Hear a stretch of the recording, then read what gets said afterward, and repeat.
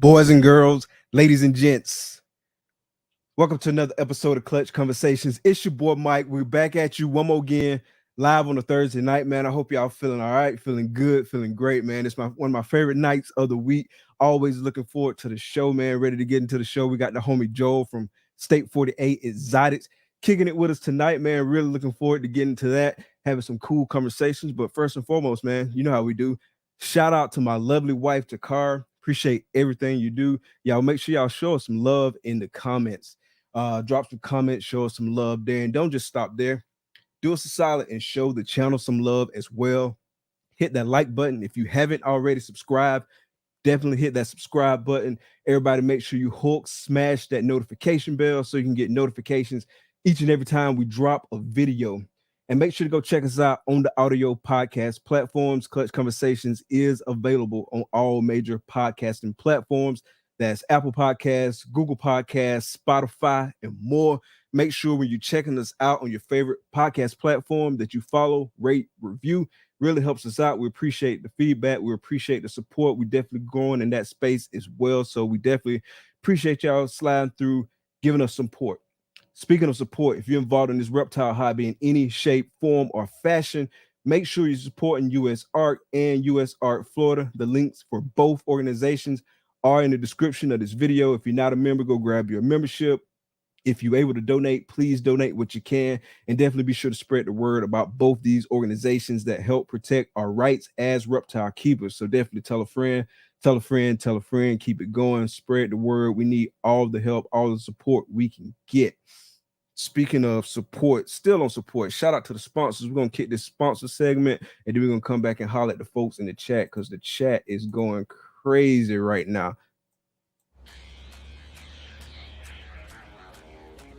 Big dreams start in small towns. Small Town Xotics is a family-ran business that specializes in high-quality ball python morphs, western hognoses, and select leopard geckos. They are proud members of US Art, US Art Florida, and the Orient Society. Stay connected with Small Town Xotics on YouTube, Instagram, and Facebook. Witness their journey as they grow their business and showcase their animals to the world. Thank you, Small Town Xotics, for sponsoring the show.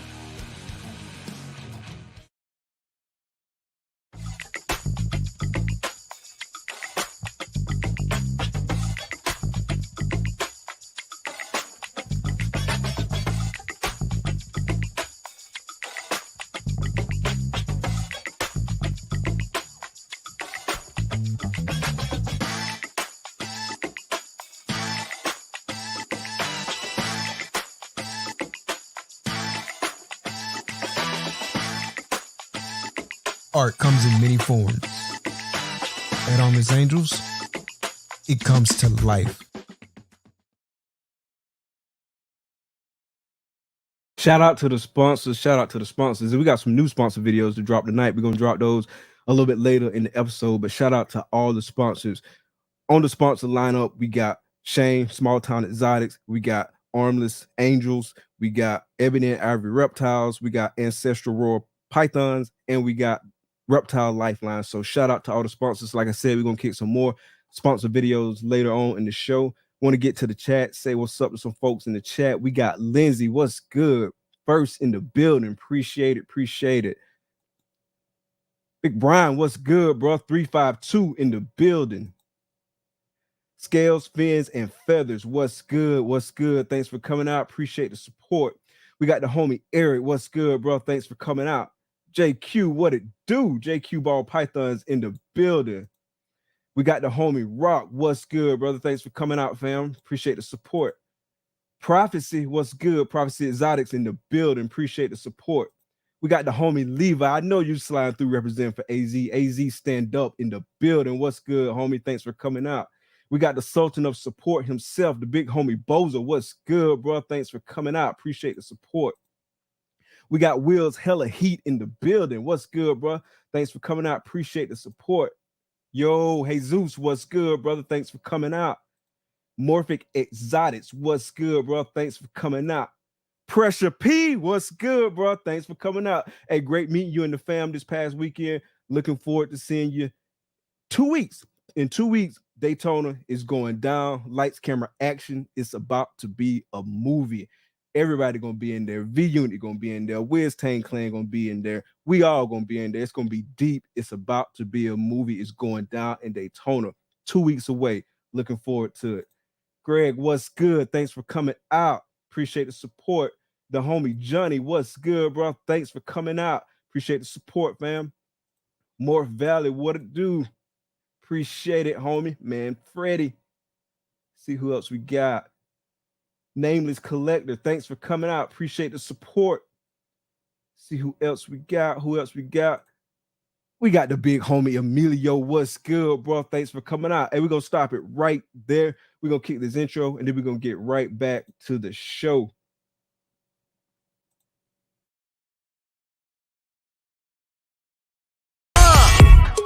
Baby, won't you listen to me? I got that flavor. I know you're dying to feed. I ain't no dancer, just got some hip in my feet. Now throw your hands up. Ooh, you bring the lighter, I got the fuse. You make a fire, I'll add the fuel. Follow my lead, just watch your shoes. Gotta turn the heat up to get this cool. Who you know who looking like this for real? Who you know who looking like this? Who you know who looking like this for real? Who you know who looking like this? Who you know who looking like this for real? Who you know who looking like this? Who you know who looking like this for real? Who you know who looking like this?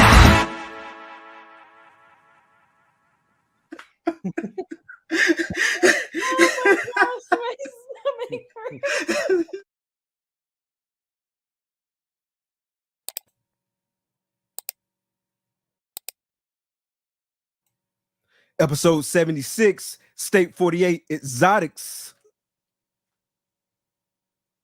What's good? What's good, bro? How's it going? Good, man. How you doing, dude? Pretty good, man. Happy to be here. Yeah, heck yeah, dude. Yeah, I know. I got in late for everybody who might be used to that. Who used to watch some stuff I used to do, but yeah, I was working on some kinks, getting set up in here, man. But I'm excited, dude. I'm excited to talk about snakes. You know, it's been a while, so Yes, I'm ready. sir. Yes, sir, man. How's your day going? Good. Yeah, not too bad. A little busy, but you know, we're here now, so I don't have a whole lot left to do the rest of the day. You know, so do a little late night, you know, check in. I fed yesterday, so I usually check in the morning, see who didn't eat, and then you know, swap tubs basically, and then I check in the evening again, see who didn't eat out of that group, you know. So I got one more animal chore left for the day, and then I'm doing nothing, and I'm excited for it. Oh, nice. Yeah. So how is your season going so far this year? Good. Yeah. I mean, I think this is our biggest year so far. We had 10 clutches this year total. So that's been like, I think last year we had 8. The year before, I think I had 6, and then I did 2 years of 4 and 4. So, you know, a lot more like, you know, 10 clutches isn't like a ton, obviously, in the industry, but dude, you know, 10 for me is a lot more. That's a lot more hatchlings, you know, that I'm like, and then everything kind of starts snowballing a little bit when you have like, you know, more than 4 clutches. So, you know, you have multiple clutches kind of hatching in the same couple of day time span. So then, you know, it's like, you know, your workload goes from like kind of mellow and then like, whoo, you know, right up. Yeah. So it's like, you know, it's worth it though. It's such a cool time of year, you know, seeing those new babies. And like, I don't care if it's like, you know, like a normal hatching out, like that first time you like see that snake coming out of that egg, you know, they're so pretty, dude. They're so vibrant. I love it. So it's been good, you know, just even seeing that. But we've gotten pretty lucky on a couple clutches, and hopefully we'll keep that up over the next little bit. Yeah, man. Fingers crossed, man. Yeah. How about you, man? Say again? I saw you the other day posted the I think it's like a spot nose clown combo. Maybe it was a baby and then a mom now. Yeah, Is yeah. that So, is that right? yeah, we got Yeah. her a few years back. Like one of our first like investment pickups was that Right. White Nose Clown girl. I actually got her and a banana clown from yeah. So it's Petro Genetics. I'm trying to think of his first name. Is it Jesse? Right. I apologize if I got the first name wrong, but anyway, Petro Genetics, like here in Yep. Florida. Okay. And yeah, so she produced for us this year. Both her and the banana clown girl produced for us this year. So Yeah. the banana clown Nice. girl, we actually paired her to a orange dream inchy fire Mojave leopard clown. He was Yeah. sold to have black pastel, but he ended up not having black pastel and ended up having Mojave. And so Right. so I had to think through that whole Okay. time. But produced Oh, like I some can't really cool. imagine. That's why I was laughing. I can't imagine like trying to ID any of that. Oh, it's nuts. Dude. It's nuts. Dude, like, yeah. Like that's what It's people aren't nuts. realizing nowadays. Like, these like we haven't spent, I haven't spent like 25 years like cultivating red stripe. So to like know what red stripe looks in a 5 gene snake when I got the 5 gene snake from the start, and then I mix that with another like 4 or 5 gene snake, it's like, oh, I'm looking at these babies right now, and I'm just like, I have no idea. I have no idea what's going on here. This is this is gonna take some work to figure this out. It's nuts, man. It's like for me, it's like it's a mixture of looking at stuff on YouTube, looking at stuff Yeah. on Morph Market, coming Yeah. across stuff in gene specific groups, Yeah. bouncing questions off like friends and stuff like that. Like it's just Yeah, like it's this like is tis the season, right? Like everybody's sending dude, what do you think this is? What do you think this right. is? Like, yeah, this is the season right now. And I've sent a few of those already myself, so I'm like, You got to. yeah, you do, man. You You do. It's got a to. big deal. And that's, like to, dovetail off that, like that's a little bit what you get when you buy from certain people. You're getting the eye a little bit too, and some of these genes that, like for instance, I bought an animal from Ozzy way back in the day. It's like my first bongo combo. It was like one of the most expensive snakes that I'd ever bought that wasn't a recessive. It was just it's an OD bongo vanilla cine. And it ended up having yellow belly in it. And like, this is Ozzy we're talking about, like trying to ID these things. And like, even he occasionally like misses a couple things. So Yeah. it's, for us normal folk, it's tough, dude.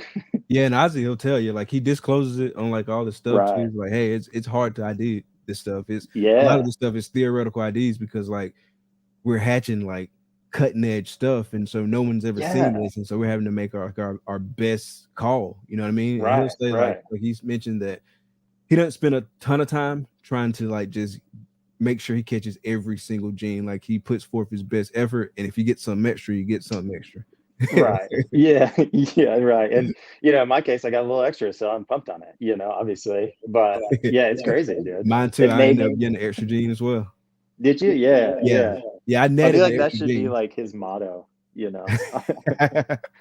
Buy for me, you might get extra, The extra like, gene OG. yeah, right. Like, yeah. But, obviously Ozzy's a great guy. Yeah, 100%. Yeah. 100%. Yeah, it's rough. Like I know at first when I started like learning like the ID morphs and like just kind of like really getting into like understanding genetics and like what markers and stuff like that to look for, like I felt a little intimidated because like I felt like, oh man, you're just a newbie and you don't know, and you don't know because you're just a newbie, and there is some Right. truth to that.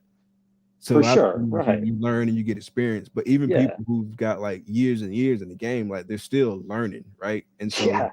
This is always moving, the genes on this it's crazy, and it's only going to get more advanced, like, I don't know, we're talking like quad recessives are really in the works right now. There's a few out there, obviously certain combos, but when we start getting quad recessive, multiple codoms on top of quad recessives, like it's going to be a nightmare, like it's it's going to be difficult, but it's cool direction it's going for sure. These yeah, snakes are 100%, crazy 100%.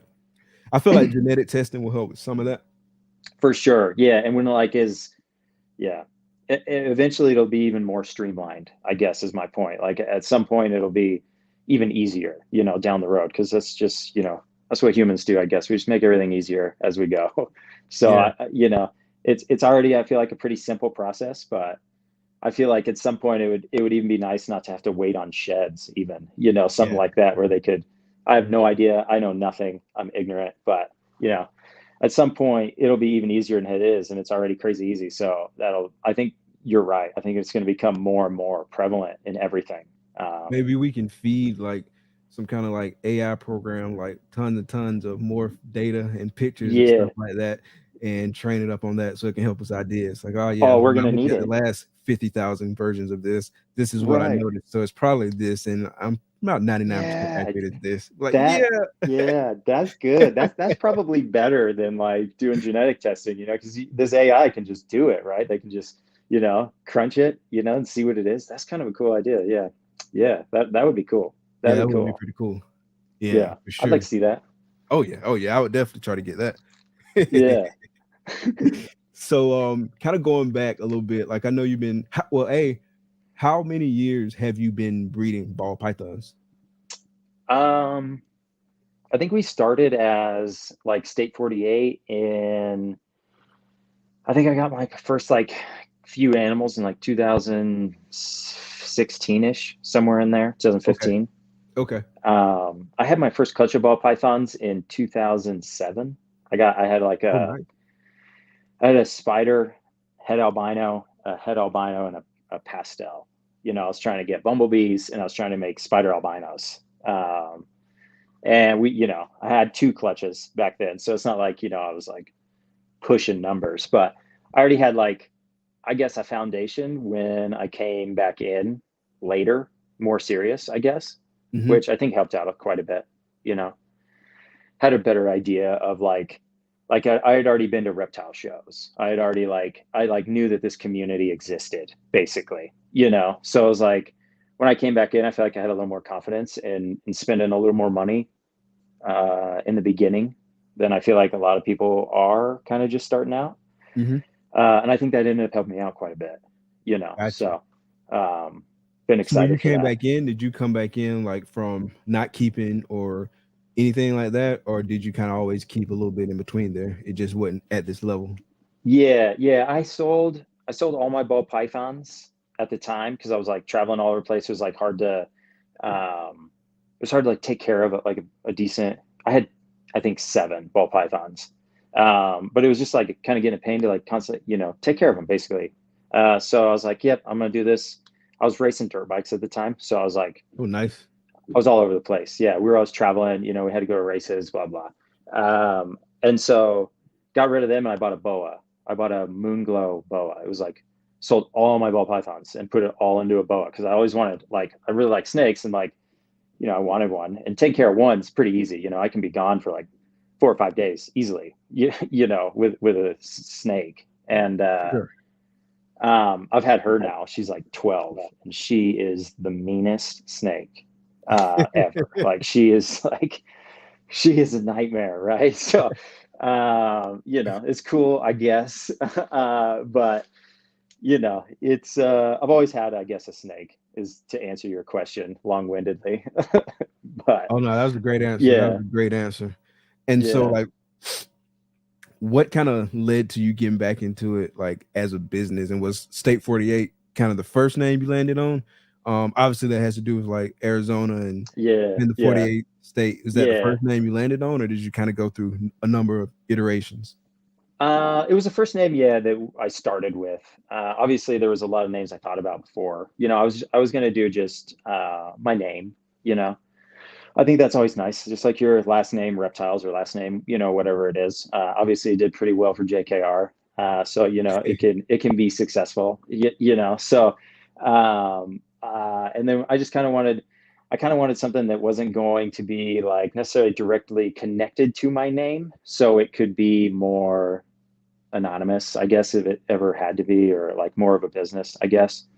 So that's kind of what we landed on. I love Arizona, been here forever, so I'm kind of Gotcha. biased, but you know, it's Man, yeah, like the AZ crew reminds me a lot of the Florida crew, right? Where yeah, when people just like clicking, linking up, sticking together. Like every time, yeah, yeah, every time someone is on the show from Arizona, like the Arizona crew pull up deep. Like, Yeah, yeah, much respect. yeah. It's a cool community, you know, like, and I don't see everybody a whole lot, but every time I go down to a show or something like that, everybody's always there, everybody's hanging out. So, you know, it's a lot of fun, man. And yeah, it's a good time. Arizona's fun. It's like it's small here, you know. There's not a bunch of us like doing it like this. You know, like talking about snakes on the internet. Like there's not a lot of us in Arizona, but it's growing quite a bit. But you know, we have a lot of people from California moving here now, so we're growing in general. So because of that, you know, I feel like it's getting a little bigger, which is exciting because like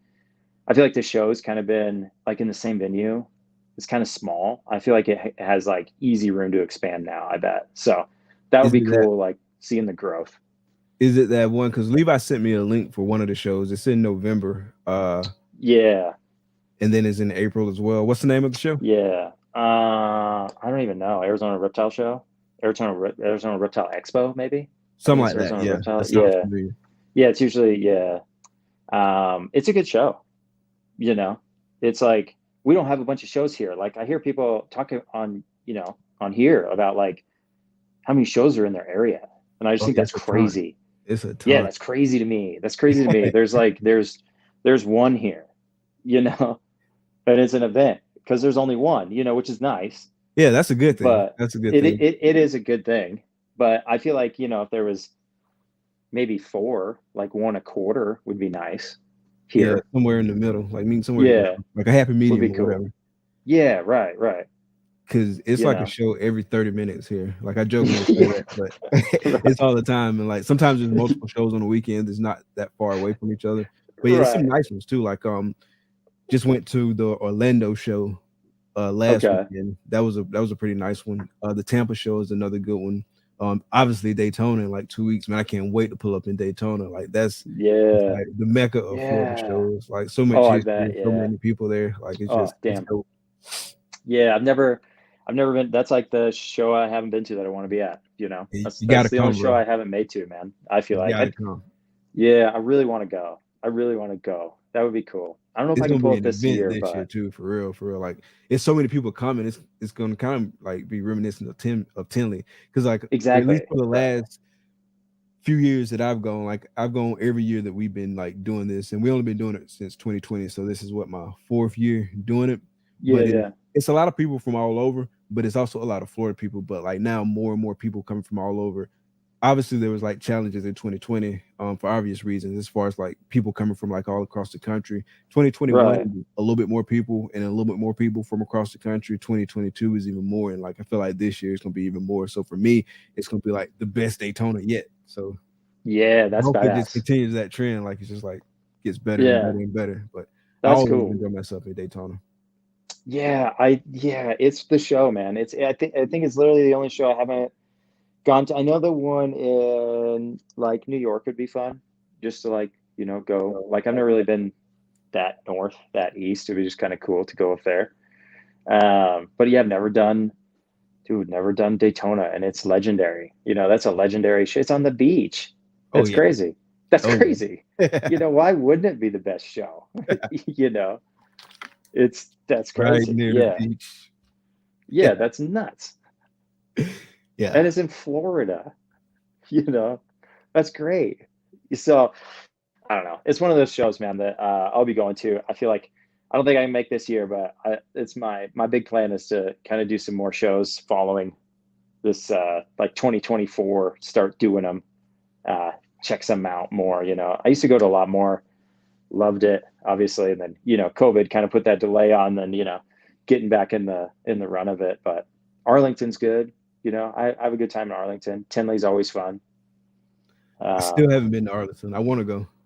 yeah, Arlington's a really good time.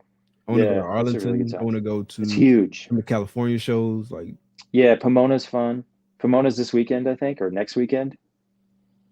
Yeah, Pomona's a really good time. It's a huge venue. It's just like it feels like miles, you know, oh, like how nice. long the venue is. It's like, yeah, it's crazy. It's crazy how big it is. So it's pretty cool. That's kind of like an event itself. It's like it looks like an aircraft hangar. It's just as massive, you know. It's like, dang, and then you walk all day, you know? So it's like Disneyland. You just always Nice. walk it. Nice. But I want to slide back real quick. Shout out to the homie Bosa. Appreciate the super chat, man. I always appreciate the nice. support, man. Bosa is like the epitome of support, man. Just Yeah, hell yeah. and he's got an engine, like everybody, like, and Yeah. He's got an engine. Yeah. Be like Bosa, like Yeah. he's on it all the time, 24/7. Yeah, I like that. Yeah, like really like it, man. Yeah, man. So kind of going back to the early days, I was looking through your channel, and so I kind of sorted by like oldest and came across like one of your older videos from 2017, like March 11, 2017. It was like project thoughts and my overall strategy. And so like in watching that video, kind of came away with like really kind of like 4 takeaways, right? So like passion for snakes, strategic collection building. You had some industry observations in there, like where you're talking about like trends and challenges in the snake industry and things such as that, as well as some of your future plans. So I guess going to the strategic collection building piece of that, like kind of talk about how you built your collection from the start, what your thought process was then for those who may not know, and then also touch on how that may have changed, if it's changed over the years. Yeah, okay. That's cool question. Strategic. I was kind of like forced to be, I feel like, strategic. Like most people, I'm doing it, you know, I was doing it out of a room. The room is super small. And I was like, I just didn't have a lot of space. So I knew that every snake I had to be like super important to me and like extremely relevant to like one direction. And I feel like I got that from, you know, breeding in the past, you know, so that I feel like it gave me a really, it was like I got a reset, even though I never quit. Like prior, I was like, breeding because it was like I thought it was just cool to breed snakes. Like I had leopard geckos when I was a kid. They, you know, it was like just what I did. You know, I was never really like super into the business side of it. But you know, that kind of changes as you get older. You know, you start paying attention to different things. And I had like a lot of confidence coming in, so I felt like that allowed me to like pick a project that I really liked and get like hets with them, or you know, something like that. You know, like the group I bought originally was like when I like came back in, Pastel Highways just came out, and I was just like, I don't understand how a snake looks like that. Like that's crazy, you know, because like I was trying to make a pastel spider, you know, like that was a hell of a snake back then to like make like a bumblebee, dude. You know, crazy. And so like, you know, when I saw that Pastel Highway, I was like, okay, I got to figure out how to make that. And Justin had a gravel or yellow belly pied, and he had a Pastel Highway toss het pied as like a combo. So I got that snake, and I got 2 other snakes from him. So I bought 4 snakes from him. So I got like a discount, you know, because like when you buy in bulk from, I would say almost probably every breeder, you're going to get some form of a discount, and that helped out a lot. You know, it was like I think we spent like $4,000 like right off the bat with this group of animals, and then I just sat on them. You know, I raised them up, I bought them as babies, and then we went to a couple of reptile shows, and I got like, you know, I got a clown female. Like my goal at the time was any female that I was going to buy outside that like first part was like always going to at least be a visual, because I knew I would keep her like forever. And so like that upfront cost was valuable to me because I knew I was going to do this for a long time. Like I was, you know, pretty confident with it. And so that, you know, it helps like coming into it completely committed, I guess, is what I'm saying. Because it allows you to like really focus and be like okay with putting yourself in debt over these snakes, you know? So it's, you know, that helped out. But the space requirements, like to me, it made more sense to breed a snake that would make babies that were, you know, $500 to $2,000 than it was to like put the same amount of time into raising up and breeding an animal that was only going to produce animals that were from $200 to $500. Because they were going to take up the same space, and I had to put the same amount of work into them. And so, I feel like, I dove in, which by industry standards is obviously like, we've seen some crazy numbers on people spending money on snakes, and by all accounts for me, nowadays, like, that number isn't that significant anymore when you consider, the group of animals. But, at the time, like, that was a huge deal for me, obviously. But I feel like it started to work out. The male turned out to be gravel, so we hit super gravel Nice. pied, so it was like, what? And the female turned out to be het pied, so we hit these super gravel pieds, these highway pieds, and it was like, it was like crazy. We were selling the pastel highway het pieds for $2K each, and we had 7 of them. So it was like, oh, it was so worth it, like it. Oh yeah. But it was good, man. It, lucked out. But then I spent all that money right back into snakes, and I have nothing to show for it except for more snakes. But yeah, it's fun. That's what's up, man. Yeah. So yeah, I think you touched on something that was really important. Like, you got to believe in yourself, right? Right. You got to be willing, like, to say, hey, this is something I want to do. I'm going to put my head down. I'm going to do it. I'm going to work hard and believe in myself. It's an investment in yourself just as much as it's an investment in the snakes. It's also an investment in yourself, right? Because I mean, yeah, I could buy like a triple visual right now, but if I don't do anything with it, if I don't grind, it doesn't matter. It doesn't matter. Yeah, So man. It doesn't. Yeah, and it takes time. Like, these animals take forever. Some of them, like, I have females that are like almost 6 years old that still haven't bred. I still have a 5-year-old male that will not lock with a single female. Oh wow. And at the time it was like this, killer animal. I spent all this money on it and it never bred still. And it's like, sweet, that was worth it. But that's the name of the game a little bit. We're working with animals, so it doesn't always work out. Absolutely. Like, I got a girl in there now, like, she didn't do anything last season. She's not gonna do anything this season. I feel like by the time she makes up her mind and says, hey, I want to do something, like, her replacement is gonna be breeding size. Yeah, hopefully breeding. Great. Yeah, great. Glad you're gonna do something now. Perfect. You can leave. Yeah. Yeah, that's how, like, I have that's the same thing. I got these. I'm keeping the male out of spite now. Like, you're just staying here. We'll try and breed you every once in a while. We'll see what happens. Maybe one day you'll figure it out. I don't know.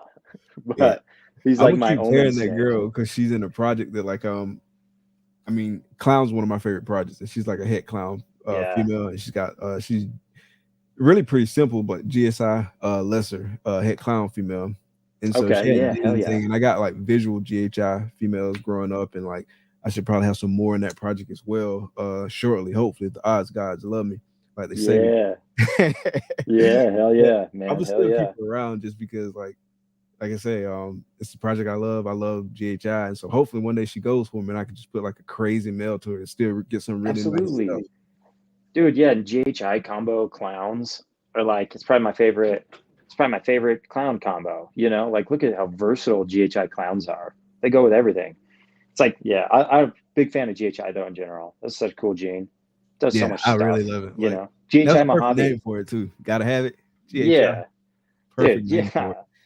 I remember seeing the GHI Mojaves and I was just like, this is nuts. Look at these snakes. It's crazy.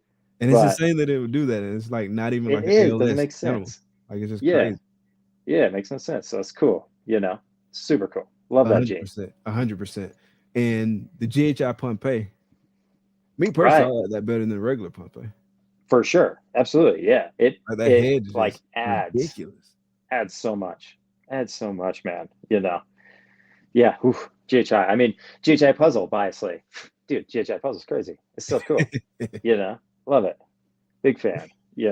I guess we can get into puzzle and kind of get into some of the projects you're in now, because this is a perfect segue. So puzzle.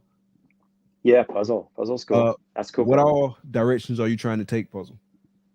Yeah, I don't know. I think currently, I guess we're hypo, kind of. I feel like as far as an additional recessive in puzzle, the most prominent thing I have would be hypo, really. We just hatched out a 1.1 hypo inchies. They're double het puzzle rainbows. So I'm pretty excited for those. Yeah, I'm super excited. It was a 2-egg clutch, and I got a boy girl. So Nice. got super lucky on that. The visual of that'd be ridiculously bright. Oh, it's gonna be insane. The banana puzzle is the best puzzle. It's the best puzzle, but it doesn't age like we want it to. That's whether you like how it ages or not. That's the only complaint anyone has of banana. Do you know what I mean? Like, however you feel about it, there is still a complaint on the gene that people have, and it's that it doesn't stay the way it looks when it's a baby.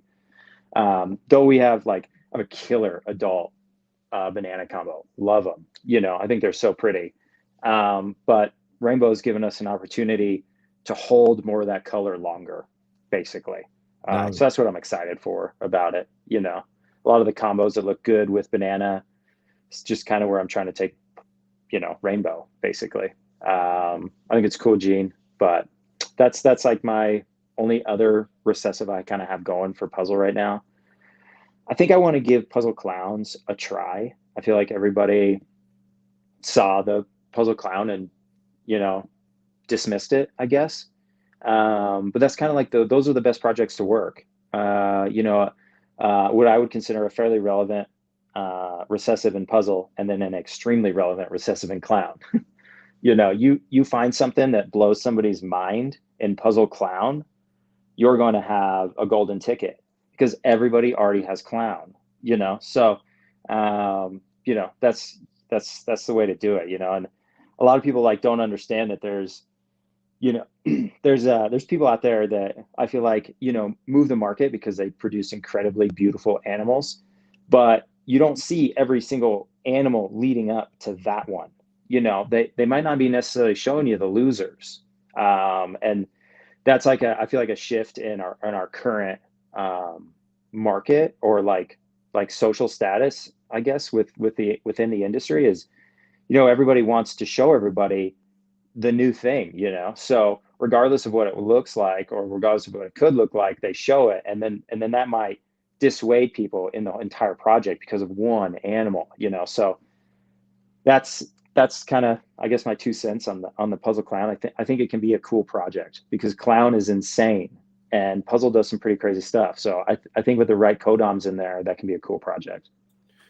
Do you have any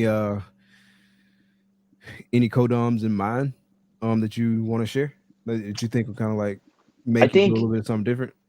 Yeah, I think Justin just sold I think it was a Confusion Fire puzzle het clown that I think would be pretty relevant within clown because of how reactive Confusion, acid, kind of that complex, is in clown. So I think that version of the Puzzle Clown will maybe bring almost some pattern back from Confusion Clown, which will allow for then adding in your Orange Dreams and your Yellow Bellies and all these kind of enhancing genes on top of that. You get some really pretty snakes, I think, out of that. So, and I think that snake was 14K listed. So yeah, that was it. somebody else agrees on the Puzzle Clown project out there. Yeah, 100%. So, yeah, if they're willing to invest that much in it, you definitely gotta be bought in. Yeah, you're buying in. Yeah, so there's that. But I have no Puzzle Clown stuff. I have none of it. Hypo. Hypo's great, man. It's the best gene. It's the best recessive, really. It goes with everything. There you go. Dude, it's the best gene. Man. Give this man a round of applause. Yeah, man. Dude, it's the best gene.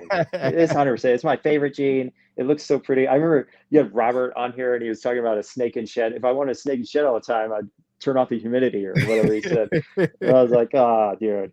No, Hypo's fantastic, dude. We have some cool lace hypo combos coming nice. This year. That's so crazy.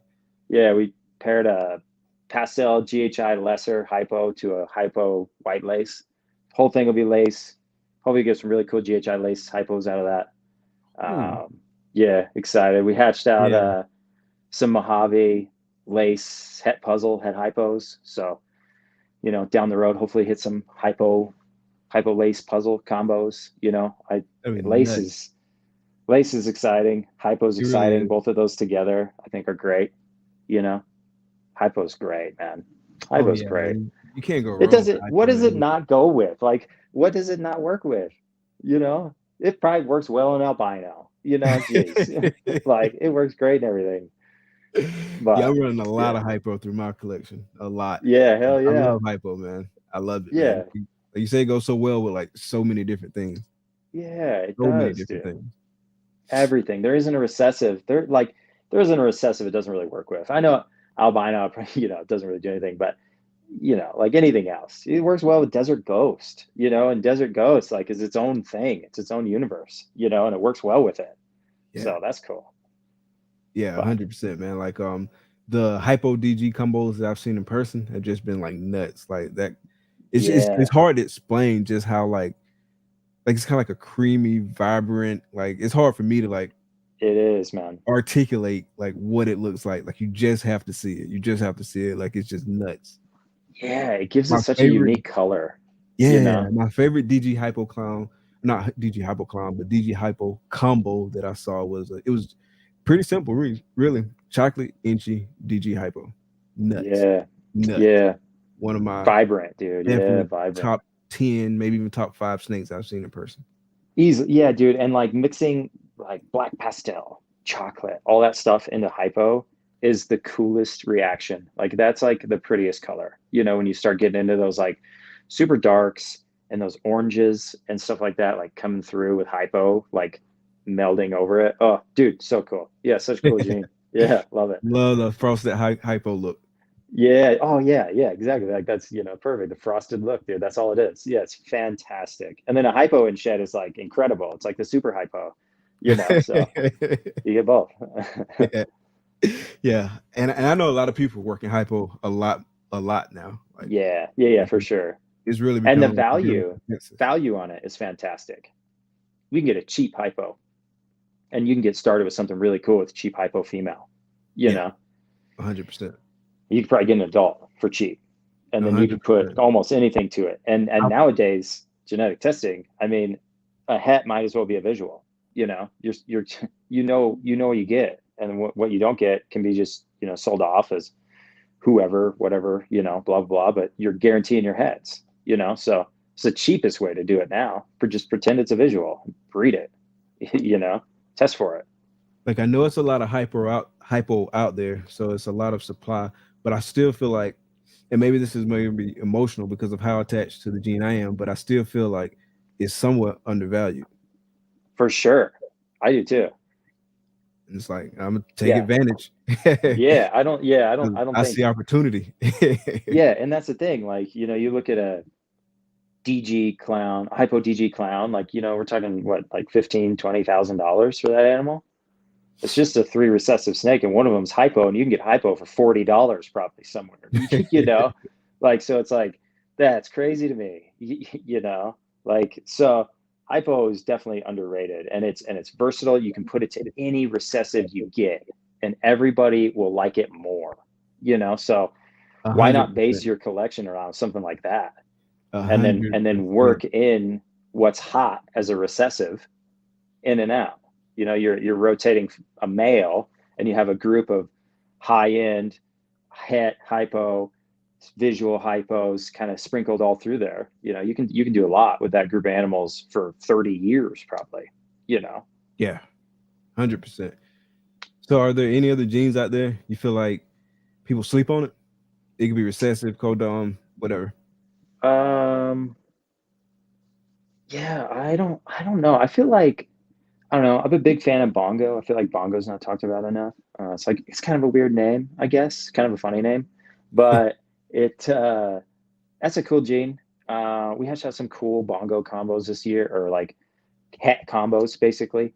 And then we just had a Bongo puzzle clutch, and we hit the Bongo puzzle, and it's phenomenal. It's like steep in shed. So when that thing sheds, I'm gonna like show it. But the thing is, it's so unique looking. So really excited about Bongo. I think the Bongo clowns are like the among the like top 5 coolest clown. Just, you know, one codom, a recessive kind of slapped on there.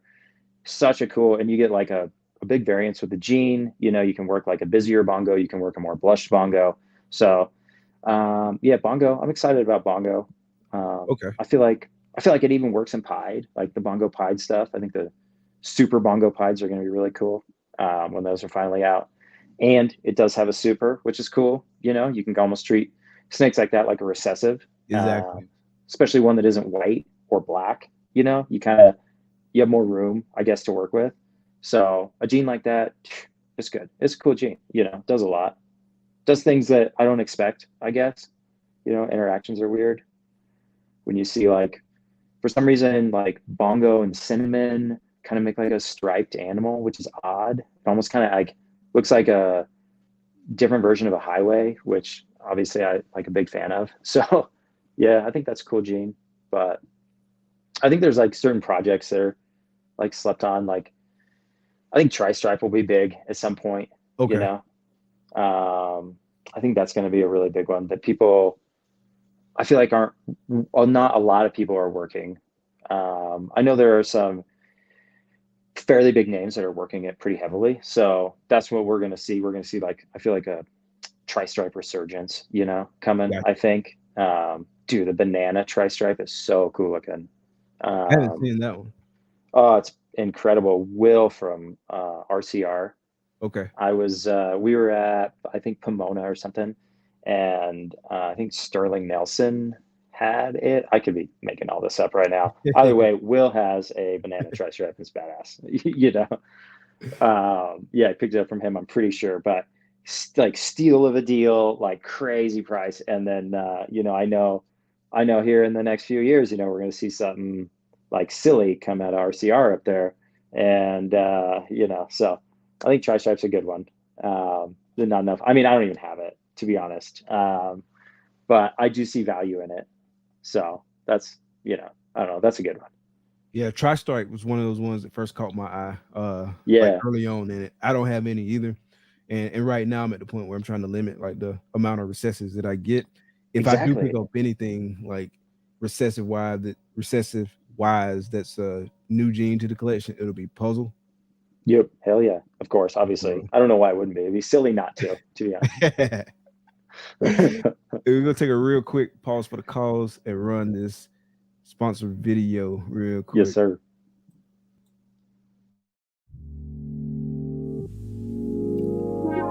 Peace and love, family. We invite you into the heart of our serenity, Ancestral Royal Pythons.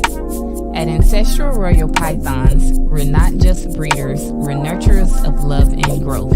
Each of our high-end ball pythons is a tribute to the grandeur of the natural world and our dedication to quality. Reach out today and bring one of our creations into your home. This is Ancestral Royal Pythons. Your journey begins here. Here's to the exciting world of Ebony and Ivory reptiles. From unforgettable parties and events to keeping and hatching some of the dopest reptiles in the reptile hobby, we're all about education, quality, integrity, and respect. Hit us up and see how we can help make your next project a reality. Experience Ebony and Ivory reptiles, where fascination meets fun.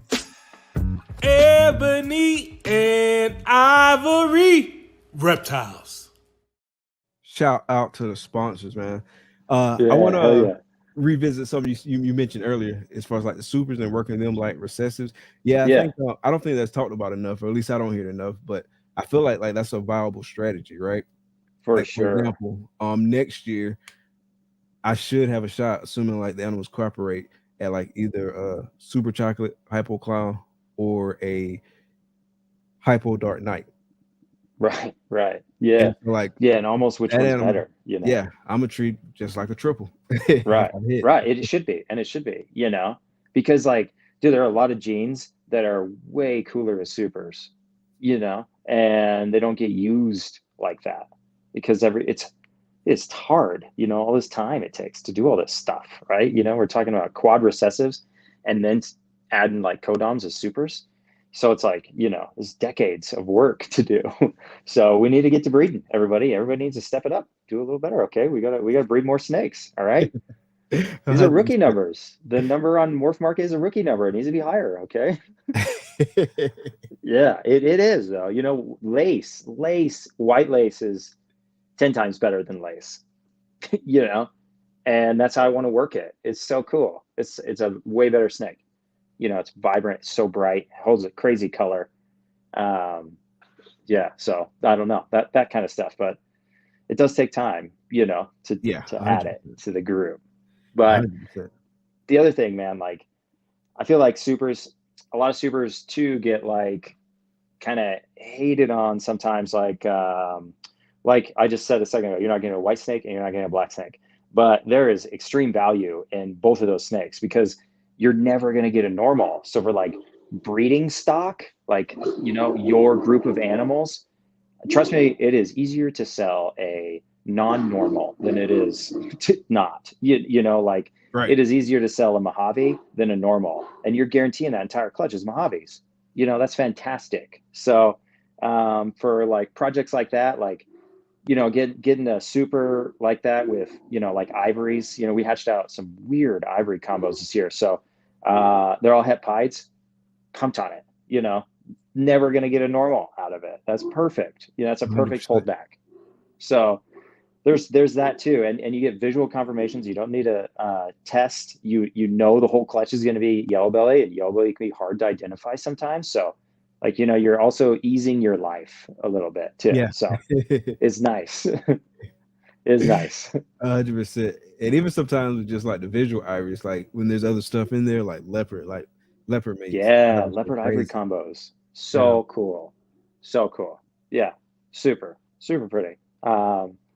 And you know, stuff like that, like just pops up, you know, and it's because the super isn't worked enough. We didn't know that leopard was doing that because nobody was shooting for ivories because they didn't want a white snake, Right. you know. And then we see this leopard ivory, and it's like, what?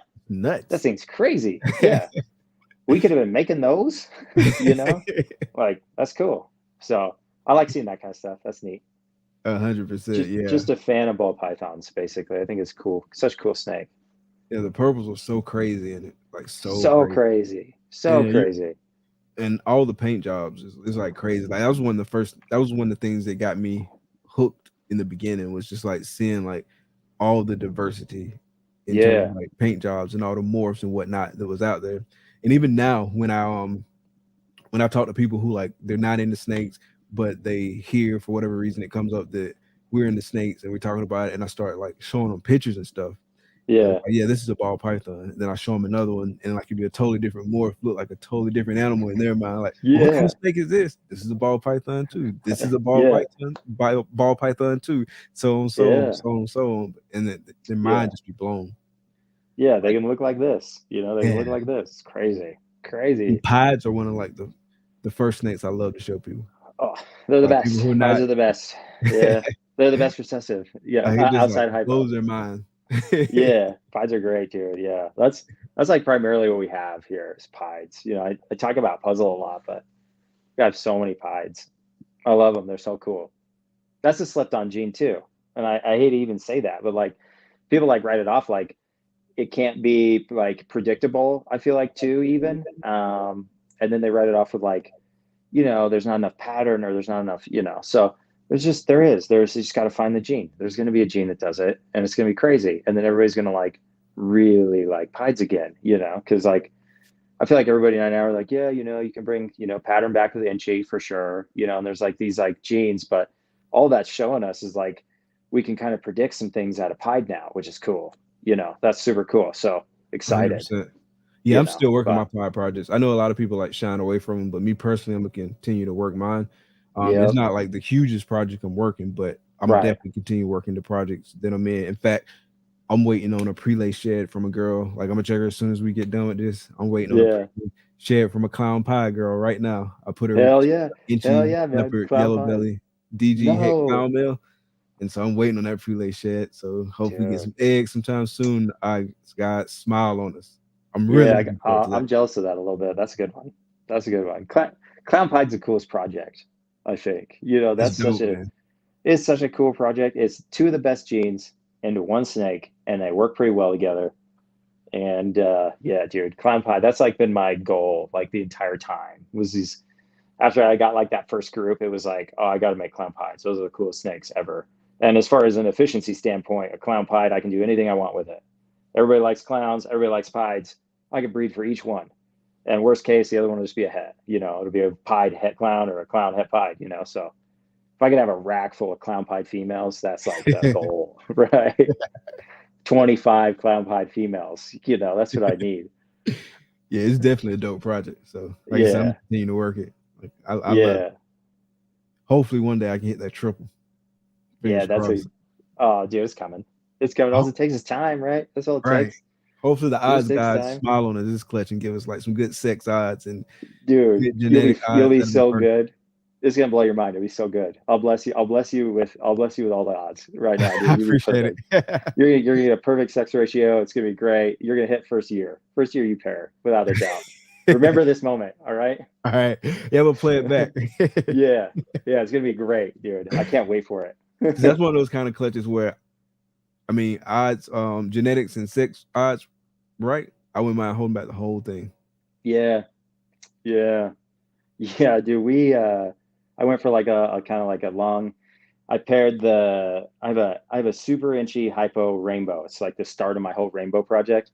I paired that to a clown pied last year to make like quads, right? And we got 5 eggs, we got 6 eggs. We got 6 eggs and they're all male. And I'm just like, great, great. What am I going to do with an entire male clutch? And what am I do? Who am I going to sell those to? Nobody wants that. And so it's like, so now I'm just raising a bunch of het males, that I really don't need, but it's part of it too, I guess. You don't always hit, I guess. Do you sometimes like wholesale animals like that, or what's your strategy there? Oh yeah, like on like these, I mean, genetic testing is going to help, I feel like, a lot with that, I guess. But like on these, like some of these pos hets, like especially like 50% hets and stuff like that, I usually just, I sell to a couple of like pet stores, in the area. And then I have a group that buys like, single genes, stuff like that, from me, which is nice. But yeah, a lot of that stuff I would just, you just wouldn't get anything for it. So as far as like somebody wholesaling and stuff like that. So yeah, we just say it's a Mojave, let's say. Yeah. That's how stuff pops up in random collections, Exactly. All of a sudden you get an albino and you're like, what? Why? Where'd that come from? Yeah, right. It came from a yahoo like me that's like selling a 50% head, blah, blah. So, just, and it just shows up, That's how I work it with the local pet store here. Like we don't do it in terms of like hets. Like if it's something just like let's say something simple like a orange dream het pied male, right? So rather than try to like sell that at retail, I just sell it to them. And from his perspective, I totally understand. Like, how's he gonna convince like the average pet person coming through his store that there's this invisible gene in this snake that makes it work? There's some magic with this snake, and when you put it with another snake with magic, something happens. Yeah, right. They're like, nobody cares. Yeah. Hey, real quick, I want to pull up a comment that Troy made. He said, if God asked me to be someone for one day, he'd want to be Joe. Yeah, I'm a big fan of Troy. He's a great guy. Troy is dope, man. Appreciate you coming out, bro. Yeah, no kidding. Yeah, I saw earlier Sapphire too. Sapphire is a cool gene. I feel like when you were talking about underrated genes, I feel like Sapphire is like so underrated, like nobody really even knows about it. So I feel like it kind of like does like a gravelly kind of look, but I think it's a cool gene. I think we'll see some really cool stuff in the future from Sapphire. If you want to go check it out on like Morph Market, I guess is like the easiest way to like look at snakes these days. But started a few years ago. It's Kodam, has a super form, which is cool. Okay. Yeah, I saw Lindsay drop that in the chat. I have to go check it out. Yeah, it's a busy pattern. It's a busy pattern. Okay. Yeah, it's like a busy, so like anything kind of like does busy patterns, stuff like that. Those are always fun to work with, Yeah, that's like gem right there, like pattern. Yeah. Right. Yeah. It's like they're the coolest, right? Like that's clown for us. Clown's a busy pattern, it does a lot. It's cool. Manipulating patterns like the funnest part of this, right? So Sapphire is cool. It does some cool stuff. Hopefully we'll have some het clown combos this year. Or hets, not visual clowns yet, but I think there's a few people that have shots at visual sapphire clowns this year. Be really excited to see what they look like. How long has that been around? I don't know the exact date. I've had my female for, I think, 3 years. I got it from Trig Reptiles. He's, I think, who like basically, in my opinion, is like ballooned it, like started it, you know, like made it relevant. I feel like I ended up picking it up from him. He has like a substantial group of them. So he has some really cool combos. I feel like that he's bringing to the table. So excited for it. Yeah, excited for it. But you know, we'll see. It's one of those things, man. It takes forever, right? What's that 3 years must-have from now gene for you to get in the collection? What's that? What's that must-have gene for you to get in the collection? Something you really want to work, but you don't have it yet. Man, dude, there's like things that I feel like I don't have relevant enough, I guess. Like I really don't have any Desert Ghost stuff. I recently got I have 3 females now, but they're just, you know, they're just Desert Ghosts. They're not like het for anything.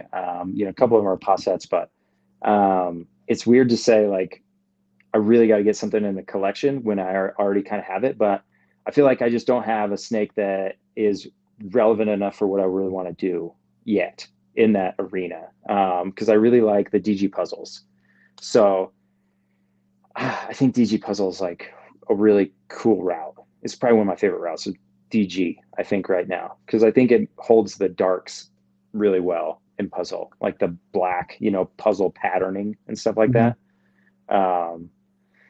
But you know, recessives are tough. You know, working more and more recessives just gets more and more daunting. You know, the more limited your space starts to get. Yeah. So it's like I just ordered 2 Freedom Breeder racks. So it's like, you know, now I'm gonna have some space, but I also need grow ups. I need, you know, some holdbacks. You know, blah blah. But yeah, I think that's good. I just kind of got into a zebra. Zebras I've been pretty excited for. Did you pick it up from Adam or did you get it from somebody else? Yep. Adam? Yeah. Okay. Yeah, Adam's a great guy. He's funny, you know. He has a lot of knowledge, which is cool. Yeah. You know, he knows a lot. So that's always nice to talk to somebody like that. Yeah, he responds to my random ass texts. Right. Yeah. What about this? Yeah, he's a cool guy. I like him. He has he has a small mountain of zebras over there, but he does some really cool stuff with them. So I'll jump in. You know, he's shown some cool stuff with that project. And again, like DG, like the DG zebras, you know, that will be rad. So yeah, stuff like that, man. I don't know. I mean, what about you? What's out there that you don't have? So that you want from a recessive puzzle? Yeah, puzzle is one that I want like bad at this point. Right. Okay. That's high on the list. Okay, cool. Yeah. I wasn't sure, you know. I want to get Cosmos too. Yeah. Okay. I've heard about this. I've never really seen it. You haven't seen it? So it's like kind of a granity pattern disruptor. Granity? Yeah, that's what I thought. Yeah. Okay. Yeah. It's I guess kind of similar to a tornado in some ways, but tornado is recessive. Word on the streets is they will be releasing some like later this year. I think maybe Ralph Sims is like the originator of it. And then like I know some to Brittany. So Brittany has some, and I think maybe 1 or 2 other people in the States have some. And a lot of people signed for it, but like they've really been holding it like pretty close, like over the last year. But now this year, I think they're going to be releasing some. I don't know how much they're going to be releasing, but they are going to be releasing some because he said it himself. And then I think I saw Brittany post about like she may be releasing some, or maybe she said some may be released. So maybe she was talking about what Ralph was going to do, or maybe she planned to do some herself as well. I'm not 100% certain on that, but yeah, that's definitely going to be out there floating around. Dang, yeah, okay, that's cool. And it's pretty dope, man. It's like the Cosmos clown combos, like it's just nuts. Like it's just crazy. Like I could just see it going so well in like Ultra Male Clown. Yeah, right. Okay, something like that. Yeah, Ultra Male. That's a cool palette, man. That's a cool color. I like that color. Yeah, Ultra Male, something like that. Like, yeah, clown. Like the Ultra Male clowns by themselves already are phenomenal. You know, those things are incredibly well too. Yeah, dude. Oh yeah, I remember, man. I remember going back and forth with Ultramel and Monarch kind of back. This was probably like 4 or 5 years ago, and I never pulled the trigger on either. And then I got the freaking rainbow, but I have always loved that color that like both of those are bringing to the table. Ultramel Monarch, stuff like that. Such a pretty snake. And I feel like there's a ton still to do in both those projects. Oh yeah, tremendous A amount. ton, yeah. Dude, So- serious. The Ultramel Clown Pied, stuff like, geez. Oh, that's nuts. Yeah. Yeah, geez. So what did they hatch recently? Was it an Ultramel Clown Hypopod? I think it was a hypo, yeah. Hypo, yeah. Dang. First quad. Yeah. Like, Insane. that was such a cool snake, dude. Yeah, that thing is madness. Yeah, that's such a cool snake. That's a cool one. Yeah, I want to say that Yeah. I think Ozzy sold somebody like some hits, and then that person hit it, and then like the next week Ozzy hit it. Like just crazy. Yeah, wow. Yeah, two of them. Man, two of them are around. Dang. It's nuts. That's wild. What odds on that? Yeah, dang. Yeah. That's a cool project. Yeah, Ultramel's badass. It's another one, It's another one that like goes well with everything, Goes well in Pied, goes well in Clown. Things that do that do well naturally, Everybody That's has right. Pied and everybody has Clown. Oh Yeah. yeah. Cool 100%. genes, Staples. Like staples. Yeah. Staples. Yeah, those are the gotta have it. And I feel like G Stripe is making a bit of a resurgence too. Yeah, G-Stripe's cool. Yeah, G-Stripe Clowns are cool. Oh those yeah, are super love the cool. Kiki project. Yeah, and then the DG G-Stripes. Those are badass. Yeah. Then that's like the same thing with like Tri-Stripe, the DG Tri-Stripe. That thing's crazy looking. So cool. Bands. These bands are like high contrasting colors, look neat. The genetic stripe banana. That thing's wicked looking. Crazy looking snake. Yeah. One of the first snakes I picked up was a banana Motley B. Okay. I was like one of the first. It was supposed to be a female that turned out to be a male, and so Right. but that was one of the first snakes I picked up.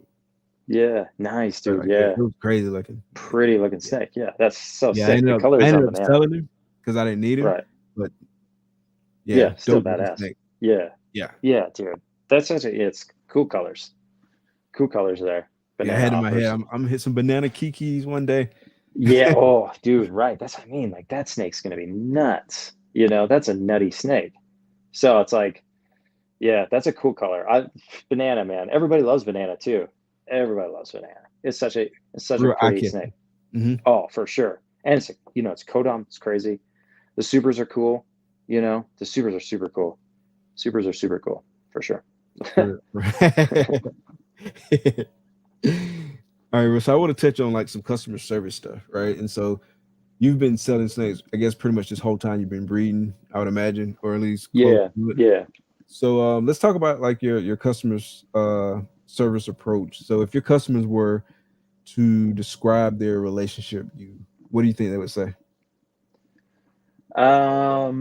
Hopefully all good things, right? If I'm being super critical, I am bad with Instagram replies. So if like, I don't know, if you're working through me through like Instagram, sometimes I can be a little spacey, dude. You got Instagram. like 17 million followers over. Yeah, no, I do not. I don't have nothing compared to some people. And like, my Instagram doesn't do anything anymore. So, stop posting. I'm out of the algorithm. It just exists to post stories basically. But no, like Instagram can get exhausting. There's a lot of messages in there, and I like to talk about snakes. Obviously, here I am. So like each one of my replies, I feel like I talk a lot. So it takes a lot of time to like get through talking to people, I guess. So that can be like, that's maybe if there's a gripe, it's maybe I'm not 100% as responsive. Something I want to improve on, I guess, is my point. But hopefully my customers say, willing to work with you on most anything. I'm here for the snakes first. And if the snake is going to get to you, it's going to get to you in the right time. I had I recently lost a snake. I shipped it to Reggie actually. And, it was just too hot. It was like that awkward gray area where is like still cold on the East Coast and it's warm on the West Coast. And so I put a heat pack in, and I guess, it just, it got too hot, dude. And that was a bummer. That's the first time I've ever done that. It's crazy. Right. So, in that, I've, definitely learned my lesson to be even more strict, I guess. So, hopefully people know that, I'm not going to compromise snake health for ship dates anymore. Not that Reggie was pressuring me. That was my mistake, but people, sometimes people can get a little, excited to get their animal, which rightfully so, but, I don't know. We'll see, but hopefully, long-winded story again. Hopefully they say good things, but I don't know if they do. No idea what people think, I guess, really. But so far, I haven't had ever any problems, so that's good. Do you have any stories about like, any memorable customer interactions? Like some of you don't got to say any names, obviously. But. I guess I had like one kind of like, maybe I wish it would have went differently, I guess, for them. I feel like they could, anyways, it was a snake. I sold this snake. It was like, I would consider him like a sub-adult male. It was like 600 grams, 700 grams. They wanted him to breed, like, basically when he got there. I didn't like sell him as like a proven breeder or anything like that. Snake didn't go for them that year. And then they like wrote me like, this is probably, 2, 3, forever. It was long enough to where they've been trying to pair him, so 3-ish months later, and were super upset and like wanted their money back on the animal. And, obviously I can't take an animal back that has been gone for 3 months, Right. So maybe that's like one thing I wish would have went differently for them, obviously, and me.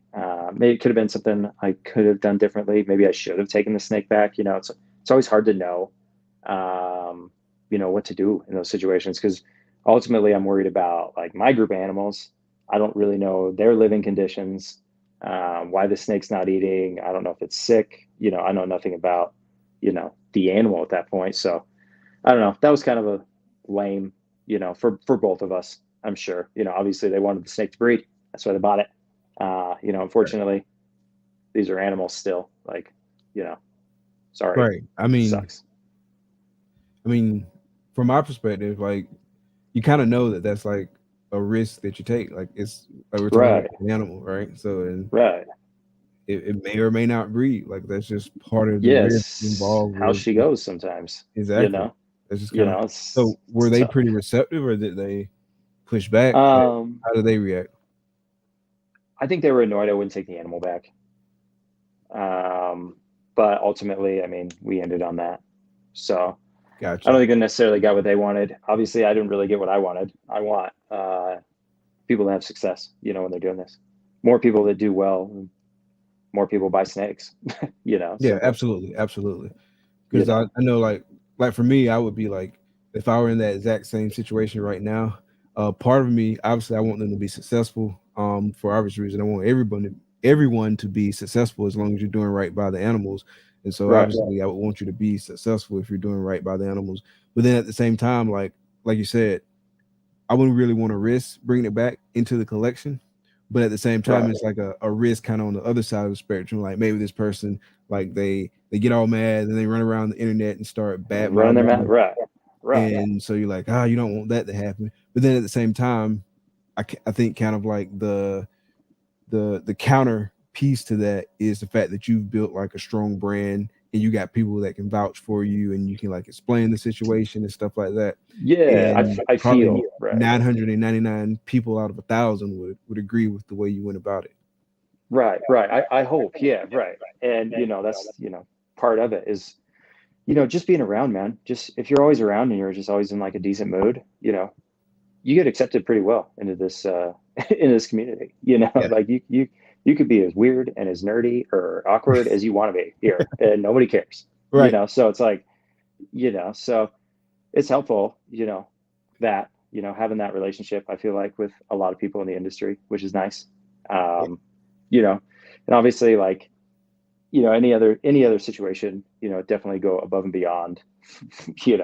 I think Reggie's pretty pumped with how we're fixing my current mishap. But yeah, it's tough, man. Shipping snakes is it's a bit of a science. You can screw it up. You can definitely screw it up. I've never I haven't shipped a ton of snakes, but I've never made that mistake.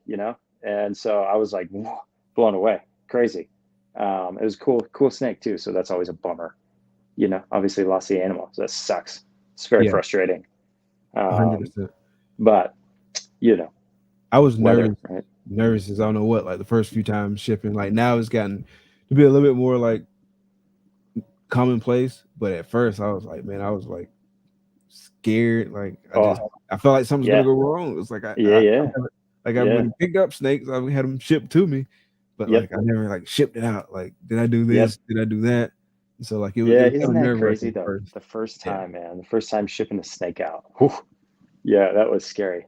And then when you hit like those questionable like kind of temps, right? Where it's like on one side you should probably do it like this, but on the other side you should do it the other way. Like when it's like hot on one side, cold on the other, like that kind of stuff. Like, I haven't dealt with that much, but I have dealt with like some similar stuff, and so it's just like it kind of makes nerve-wracking. It's tough, yeah, for sure. Yeah, that was my like I even I'm so frustrated about that animal because I know better. Like I even when I ship a snake, I have this like little like a pamphlet basically, and it's basically just saying, sometimes weird things happen in shipping. We like to ship cold, basically. If the snake was delayed, the snake is super cold, bring it into your house, let it heat up to room temperature. Don't put it on a heat mat. Don't put it under a heat light. Don't do any of that crap. Just bring it in and let it sit in like 72-degree weather and let it like slowly come back. And there's a very good likelihood that the animal will be 100% fine. And the other side of that, as we have seen, or I have personally seen now, heat will just kill it. It will just kill it. So forever now, I will always err on the side of freezing it than shipping it hot for like forever. I'd way rather that thing show up cold, because I had a snake show up cold, frozen, lifeless, wasn't alive. Oh, wow.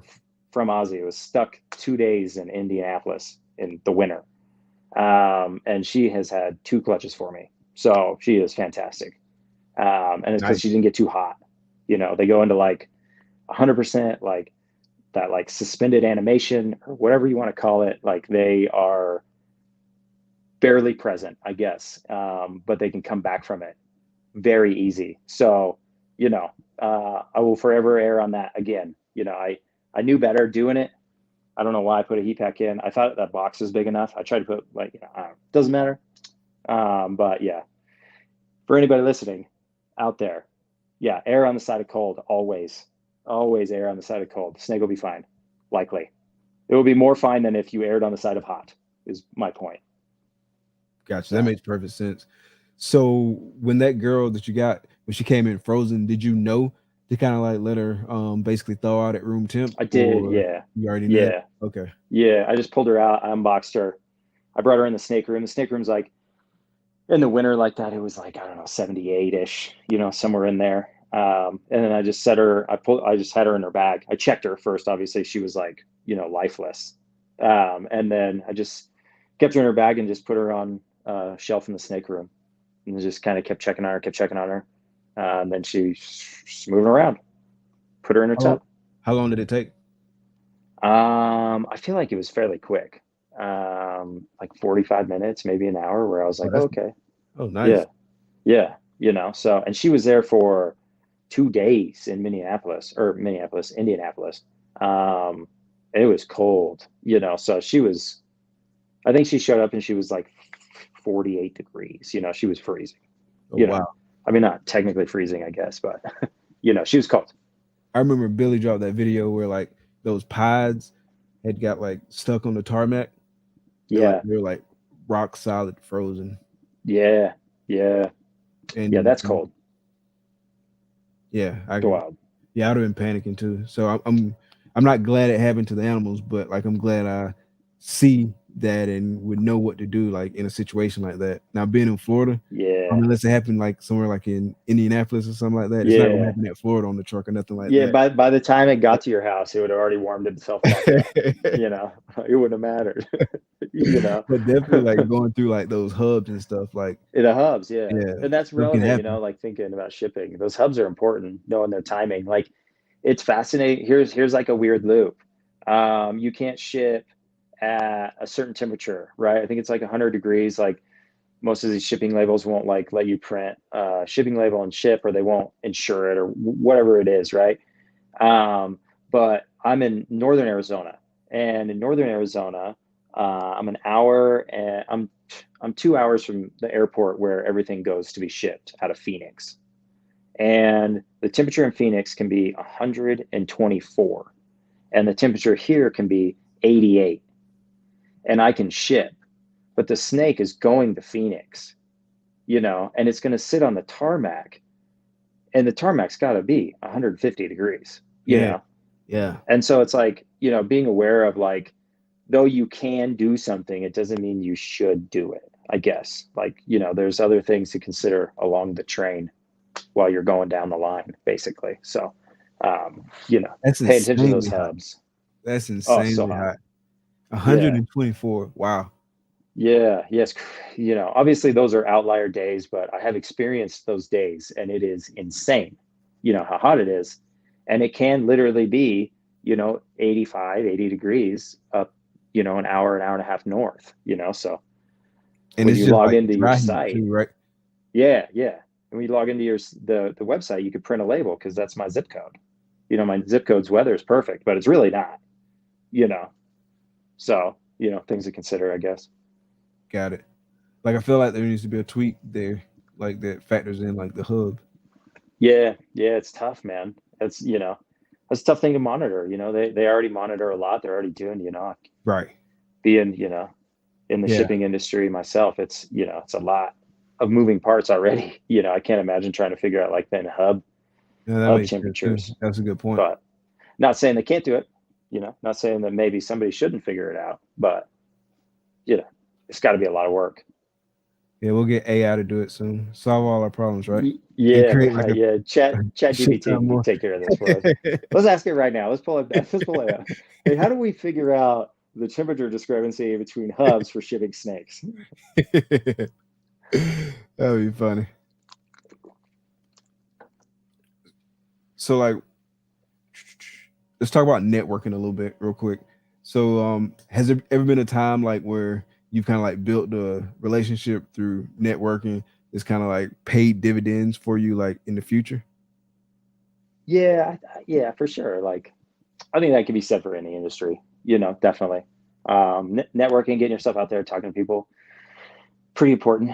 Talking to good people is important. You know, that's also of value. Talking, getting your, you know, just being present. Like I said, is it's a big deal. You know, just being around, being a positive influence on, and you know, kind of what's going on. Being in the animal, take care of the animals first, that kind of stuff. People can like recognize that pretty easy. You know, you're not just like, I don't know, somebody else is just like kind of coming through the industry, you know, you know, this guy will be gone in like 2 years, you know, blah, blah, blah, you know, so stuff like that, I feel like goes a long way here. You know, you kind of earn your way into a pretty tight knit community that is also very large and extensive, you know, obviously thanks to social media. Right. But, you know, when I got into it, it was forever ago. And, you know, looking back on what it could be, if I remained consistent and stuff like that, you know, grinding out that freaking algorithm all the time and doing the, you know, doing all this stuff. I think it could be all the channels and stuff like that could be a lot bigger, I think, obviously. But in the beginning, you know, there wasn't a lot of people doing it. So that helped, you know, right out the bat. And I kind of started right around the time Miguel started, and I was hanging out with him a lot, which obviously was helpful tremendously Oh yeah. for, you know, people knowing who I was.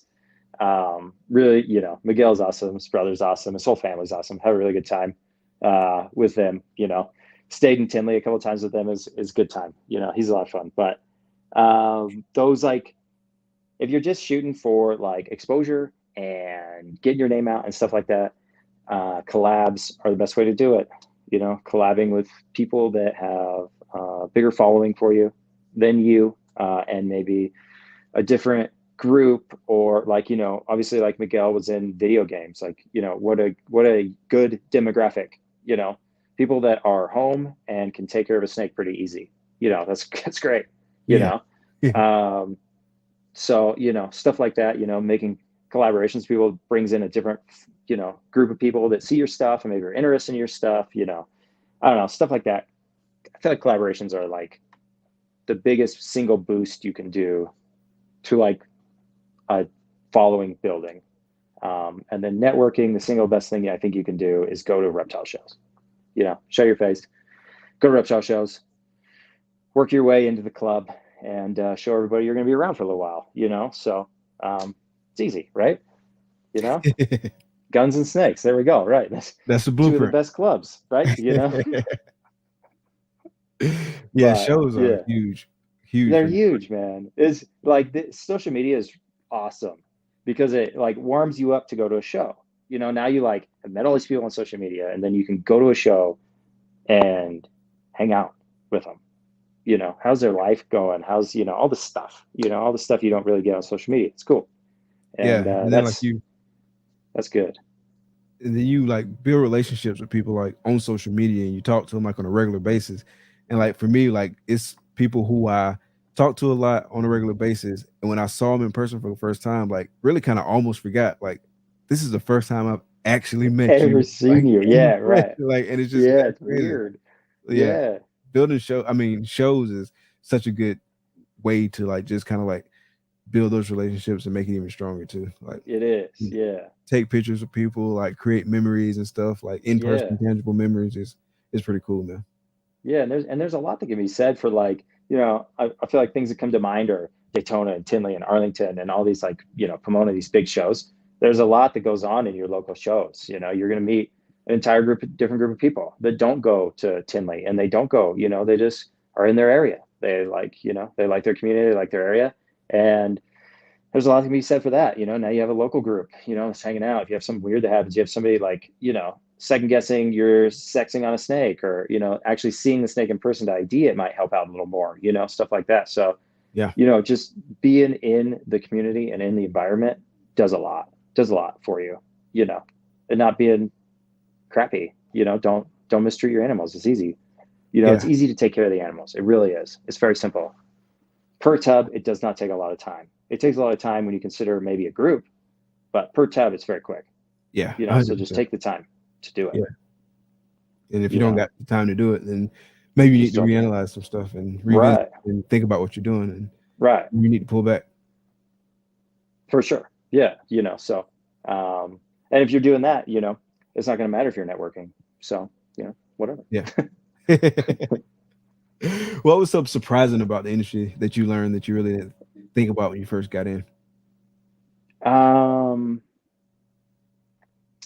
It was I felt like it was surprising how everybody actually already know everybody, you know, like going to shows now is much different than the first time I ever went to a show, you know, and like you see some of these like big names there and you're like, holy crap, you know, that's Justin, you know, that's crazy, you know, but he's just another snake breeder, you know, really, you know, normal guy, you know, who did very well, but normal, you know, at its root, normal guy who really likes snakes, really likes animals.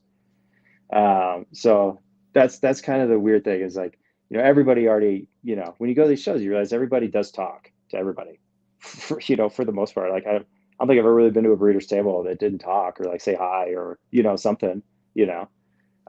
It's accessible is kind of what I'm getting at. The industry is very accessible. You can get in it and you can make cool combos, and there's never been a better time to be able to make extremely relevant animals quickly, you know. So that was like initially my biggest thing, and then now that's my evolution into how I feel about the hobby now. Like I feel like this is the best time to be in it right now. Prices are significantly cheaper than they were in 2020. and there is a decent supply to choose from. So you can get a quality animal finally for the same price as an unquality animal. Whereas before, the crappy snake was going for the same amount as the nice snake, so, it's a buyer's market right now. So it's the best time. It's always the best time when it's a buyer's market. So yeah, that's been the evolution of it, I've seen. 100%. And you touched on an important point there in terms of like people being accessible. Like I haven't seen a whole bunch of industries where like the people at like all levels of the industry were as accessible as it feels like in this industry. Like just like shaking hands and bumping heads with like people that all across, like from the person who just got in it all the way up to the people who've been in it for like years and years and years and are at the top of the game. Like everyone's just kind of like networking and talking, and it's pretty cool. So I like it. Is, man. Yeah, I couldn't imagine going somewhere and just like walking up to Elon Musk and be like, "Yeah, dude, how's your day going, man? Yeah, like, what's up? How's your season, bro? How's your season today, dude? How are them rockets? How'd you figure that out? Like, like you can't do that, but you can do that in ball pythons. You can go talk to, the top tier, that wherever the pinnacle of the industry, whatever you want to call it, whatever you want. It's crazy, So that's, you just got to be brave enough to go and do it, and you can do crazy stuff. Got to shoot your shot. You got to shoot your shot, man. Yeah, and nobody's gonna hate on you for it. That's the thing. Nobody cares. In the end, nobody cares. They got their own stuff going on. That 5-second interaction with them, if it was terrible or you were nervous for it, it's all right. It's not a big deal. 100%. So I guess before we get out of here, let's talk about like some of the things that you got planned for the future. So like, what are some big things that folks that you haven't like talked about already that folks should be on the lookout for coming from State 48? Yeah, I think the rainbow will be the coolest thing that maybe comes in the near future, I guess. But I'm really hoping the next 5 years kind of is in the direction of like really working zebra. I think that's a cool project. I think that'll be cool to mix into basically everything I have already. So I'm pretty excited for that. I think those are the two like new kind of like newer things that I'll be shooting for that won't show up for years. We'll be building a lot of hets, and then hopefully sometime in 2030 we can show some zebra combos that are double recessive and triple recessives kind of worked in there. It's kind of really see what zebra can do, I guess. And the same goes for rainbow, but likely in the kind of next 5 years, I hope that I can change everybody's mind even more than a lot of other people are doing on puzzle. I think it's the coolest. I think it's the coolest recessive we have to work with outside of like the clown and pied kind of saga. Works great with a lot of things, and these combos we're seeing with it are they act extremely weird. They're unpredictable. It's a difficult animal to also work with, which gives like it gives like a feedback for you. It's difficult things, like accomplishing difficult things are fun to do. So like when you hatch out a really cool puzzle, they're really cool. But like you can hatch out, like not every puzzle is created equal, I guess is my point, which can directly be a drawback to what people see about the gene. But I absolutely love it. It's such a cool gene. So those are kind of my top three, and then sprinkled in there will just be hopefully some clown pied stuff. And that's really my whole group. We have 60 animals total, so okay. We don't have a bunch of stuff, but stuff we have hopefully does cool stuff. Yeah. I mean, you touched on a lot of dope projects and a lot of dope potential on those projects. So yeah, and that's that's the goal, that's the target. All those things hopefully just fall into place. Yeah, it will. I'm speaking on you. I'm gonna return those positive vibes. Yeah, like that. Yeah, hell yeah. You heard it here first. All right, bro. We got our final segment, but we are gonna do a real quick sponsored video, and then we'll get back into the random questions. So I know you've heard them, so I give you like a few seconds to think about your answers. Yeah, I'll do my best. I'll try not to think. I wanted it just to be like as improv as I can be. So, all right. Yeah. Got you. Every day at Reptile Lifeline begins with a promise of quality and commitment. We carefully select our ball pythons to offer you nothing but the very best. Our quality isn't rushed, it's enjoyed, just like a moment of peace by the water. That's why we've chosen to focus on the long game, working projects such as Pied, Clown, Desert Ghost, Rainbow, and Sunset. At the end of the day, we're fired up about quality. That's the Reptile Lifeline promise. Yeah, so he's working Rainbow too. Hair. Yeah. Yeah. Heck yeah, man. Dude, Yeah, it's Rainbow it's a stuff great project. It's nice. It's really nice. It's, you know, like it's expensive is a problem, you know, really with it. I think when the price comes down, you know, every time the price comes down, like people get upset about it, but it's like it brings a new bracket of entirely bigger umbrella of people that are willing to work with it now, because it's, you know, this price and then this price and this price, and then we start seeing like even crazier combos. So right. you know, that's what I'm in it for. You know, I want to see cool snakes all the time. I love And the it. people that So cool. bought in at like at one price, I mean, you're going to need people to sell to. Yeah, right. So that like the broadens that market for you. So it broadens the market. Yeah, you're never behind the earlier you buy in, is how this market works a lot. Granted, there are some examples that obviously didn't work like that, but for the most part, you know, the earlier you buy in, the better off you are usually. yeah, makes sense. Makes perfect sense. All right, bro. So the wrap up questions. First Yeah. one: if you could live anywhere in the world, where would it be and why? Yeah. Okay. Yeah. No, I wrestled with this one, so I have preemptively thought about them a little bit. But Alaska, man, I think Alaska would be great. Oh, nice. I recently moved from the city up in like north of Arizona, or north of Phoenix. It's and I live in the pines. Like, you know, we had like there was a deer in my front yard just a second ago. So it's like I love it. You know, we have turkeys. We had a colony of bats that was living in my garage, you know, like a little baby, and I got to like watch this bat. I don't know, it's cool, you know. I don't know, maybe people would not want bats in their garage, but they left, you know, they're fine, you know. I don't know. I like animals, like nature, and Alaska has a lot of it, and it's, you know, it's never going to be too hot there, you know, at least in my lifetime. So you know, a little bit of the Wild West out there still, and you know, you can get a lot of land cheap out there, so that's nice. My cousin lives in Alaska right now. Really? And, yeah, I want to say Anchorage, but I could just be totally wrong, because that's really like the one. That's the only place anybody knows. Yeah, yeah, me too. Go with Anchorage, right? Yeah, fair enough. But like we've been planning a family reunion lately, and so like we've been on like Zoom calls and stuff like that. And so he was talking about just how like it'd be like 1 o'clock in the morning, but just now getting dark, and like that just blows my mind. Like, yeah, that is that like would be a bummer a little bit. That would be a bummer. That would be a drawback. You know, it would suck, dude. Daylight and it's 1 a.m. It's just like, my word, you know. But I mean, blackout shades, whatever, right? You know. Yeah, that's what he said. Like, you just gotta. He said you get used to it quick. For but sure. At first, it was kind of an adjustment for real. Humans can do quite a bit. You know, we can get used to quite a bit. So that's the least of the worries, I guess. Oh, the sun's been out forever. Oh, well, okay. That just blew my mind. Like, it's 1 a.m. and now getting dark. Like, yeah, dude. I know. And then the reverse of that, it's 12 p.m. You know, 1 p.m. is still dark. Yeah, you know, because like it goes the other way too. It gets dark forever. Yeah, crazy. I would like to experience it, just like to do it. Yeah, and like the Northern Lights. Like, you see the Northern Lights. How crazy would that be? Yeah, that would be dope. That would be real. Yeah, that's just, you know, nature's up there. It's so pretty.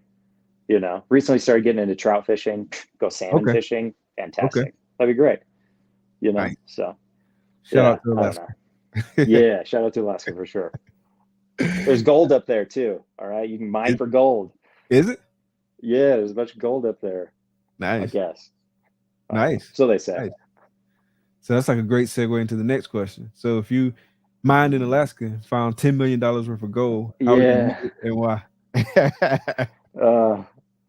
Run for Florida governor.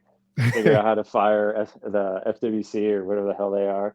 Get rid of their whole entire organization. I think $10 million, you could probably win governor there. You probably could at this point. Yeah, maybe. I don't know. Anything I've learned the past little while is if you throw enough money at something, you can almost get anything you want. It seems like so. Yeah, Maybe. I don't know. that's the way of Yeah, the world jeez. for sure. Yeah, it is, man. Yeah, that's been proven. But Cash rules everything I around me. yeah, I don't know, man. I'd buy a mansion in Alaska and a gold mine and a river, and you know, hermit myself up there, live in the woods, talk to Bambi, stuff like that. See what moose are up to. I don't know.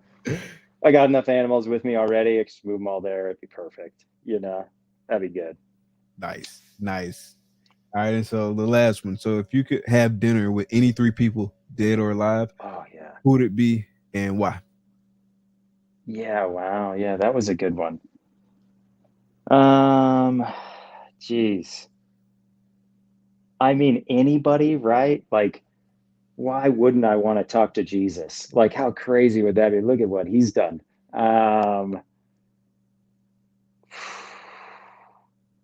Albert Einstein would be insane. So It'd be nice. crazy to hear these, thoughts. Socrates would probably be the last.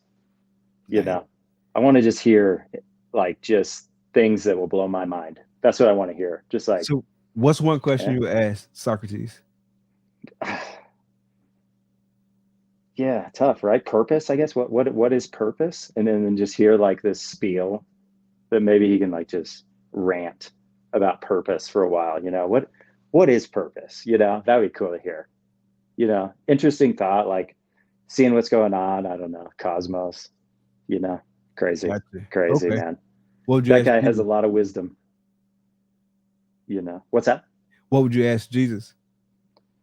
Man, yeah, that's a good one. What's it like? I couldn't imagine being Jesus. What is it like being Jesus? That's got to be, regardless of your beliefs on spiritual sides, I guess of things, a person existed that is still impacting present day a long time ago. And the things he stood for were of value, so that's crazy to me. What influence is that?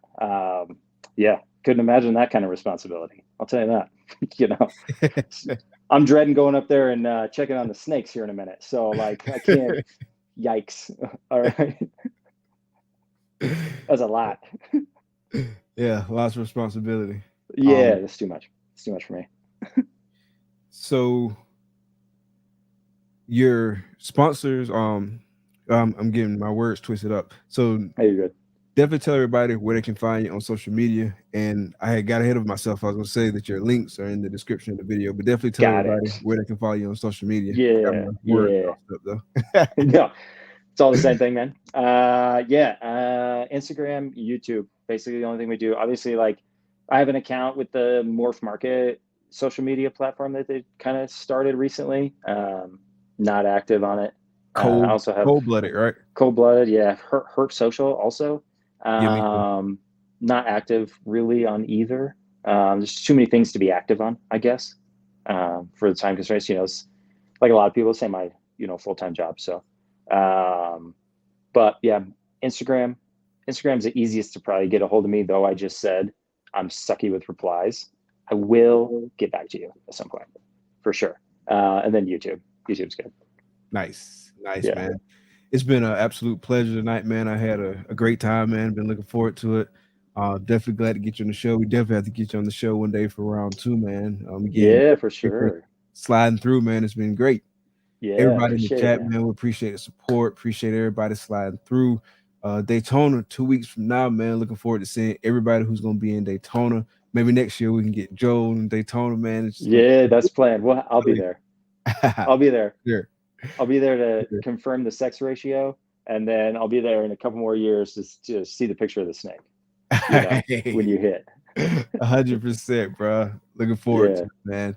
Can you hang around for a few minutes? We're gonna kick the outro and then I'll be right backstage. All right, man. Yeah. Thank y'all for coming out. Be blessed. Peace. See ya.